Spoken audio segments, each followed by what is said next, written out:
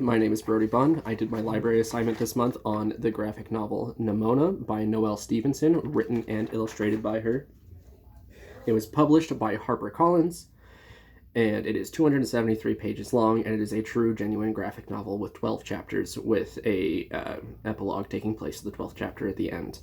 Its first act break is on page 60, where it goes from Act 1 into Act 2. The first act being the backstory, the establishing of the normal world with Blackheart and his fight against the institution and Sir Goldenloin.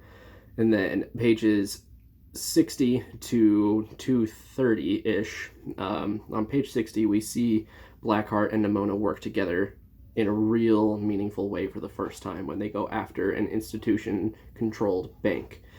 And this is kind of the first time that we see them actually formulate a plan together, go through with a plan together, and actually work together. And we see them actually become this really powerful force as a team.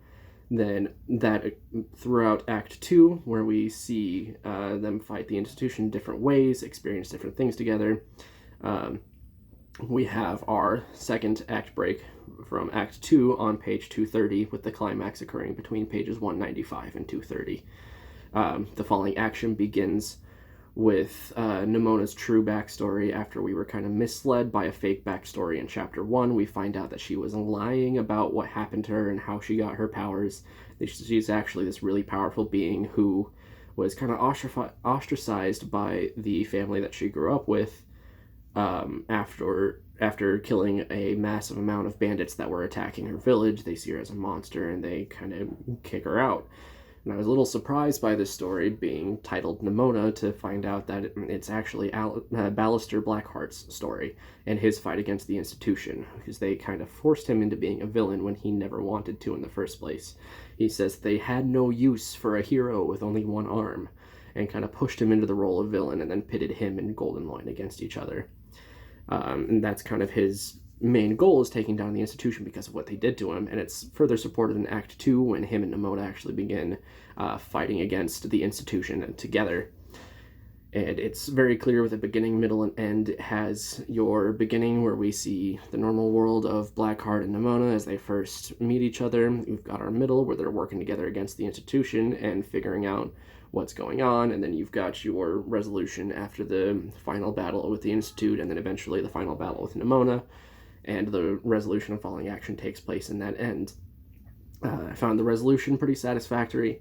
I felt a little lackluster about it, in the fact that I wish there was one more moment where Blackheart and Nimona got to actually speak with each other. We have this really cool moment where Blackheart and Nimona kind of spot each other in this crowd, and we get that knowing glance between the two of them, and we know that there's no bad blood between the two of them, but I really wanted there to be at least some kind of final conversation where the two of them kind of hash things out. It would be really great as an end of the story. But with that not being covered, that does leave a loose end to pursue in a sequel to the story. And I would absolutely be willing to read that sequel. This is a fantastic story. The transitions are really good throughout it. We have very consistent transitions from one page to another, from page to page, from act to act, from chapter to chapter.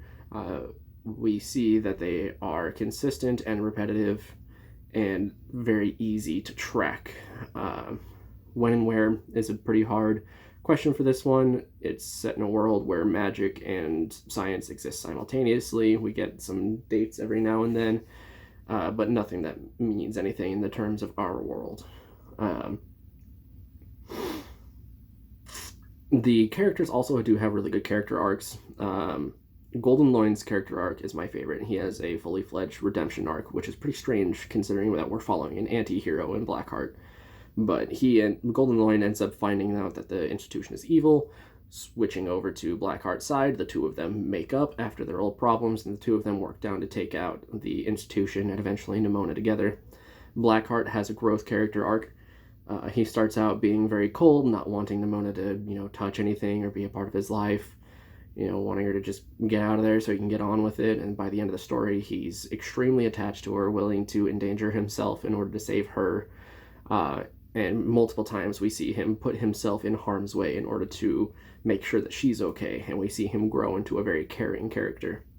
Nimona's character arc is a little harder to place. There's no real growth or change apart from our perception of her. We do have a change in perception because we start out seeing her as very innocent, and by the end we've figured out that she's actually an extremely powerful being who's killed a lot of people, and it kind of changes how we see her, but her as a person is still kind of the same. The pages work great as mini comics. Each page kind of starts us off with a setting and then goes through all of the processes of a regular story until it ends. And each page works well as its own singular mini comic. If you had just seen this, it would make you want to read more, but it does work as its own single mini comic. If you just ended it right here, that would be a decent thing for a 1-week edition of a single comic in a newspaper or something like that. And you can see through this example that the directional flow is consistent throughout. They all follow this kind of words along the top until a final dip at the end. And then in the next panel we have along the top, and then a dip at the end, along the top, and a dip at the end. And it pulls you off the page in that kind of manner, kind of stair-stepping you down as you go through the comic. And then each panel at the end typically has whoever has the largest speech bubble and the most to say is looking off the panel. It is pretty standard in this graphic novel, however, to see that there's somebody standing in the corner, which is something that we were taught not to do in this class, but it kind of works because they keep the person who has the most to say on that panel facing in the right direction and pulling you off the page. It's absolutely something I recommend for classmates. It is a really good example of a lot of things that we've learned in this class, and it's a really good learning tool for that. For friends, I would absolutely also suggest that. It's a really, really good story. It's really well developed. It's really well written, and it's fun. It makes use of some of my favorite storytelling tools that I've learned about, and it's really, really good for that. I did notice that it broke a couple rules as far as the things that we've learned in this class, but the nice thing about that is the rules that it breaks, it keeps those consistent. It doesn't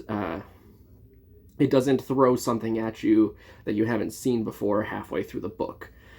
Through the novel, rather, and it stays consistent with those things. And then the only fun fact I could really find on this is it was written and illustrated by Noelle Stevenson, as well as edited and all that other kind of stuff. Like, the whole thing was produced by just her. It was just her going through it and then eventually published, but it's the first time I've seen a graphic novel or comic or anything of this nature have only one creative mind on it. Now, if that's just something that I was not able to find, and I am wrong and there was an editor on this or something of that sort, I do apologize. But as far as what I could find was, it was 100% Noelle Stevenson, as far as I can tell. But yeah, great story.